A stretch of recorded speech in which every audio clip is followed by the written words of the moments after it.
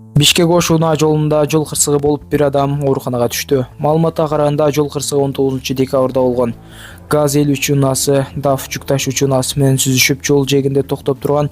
Ошол молда Honda Inspire оң рулдуу унаасы жолдун жээгинде токтоп турган ГАЗ-53 жүк ташуучу унаасын сүзгөн.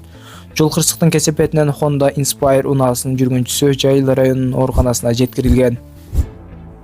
Акыркы жаңылыктарды билип туруу үчүн подписаться деген кнопканы баскандан соң сөзсүз түрдө жандагы коңгуроочосун да басып коюңуздар. Бүгүн 20-декабрда Бишкектин Панфилов сейил багында кемпирова иши боюнча камакка алынган активист жана саясатчылардын жакындары акцияга чыгышты. Бул тууралуу репортер кечээ камакка алынып ачкачылык кармап жаткан укук коргоочу Рита Карасартованын кызы Касиет Мамырбай билдирди. Акцияга 50ге жакын адам катышып, алар тергөө абагында камалып жаткан жакындарын үй камагына чыгарууну, ошондой эле президент Садыр Жапаров менен жолугушууну талап кылышкан.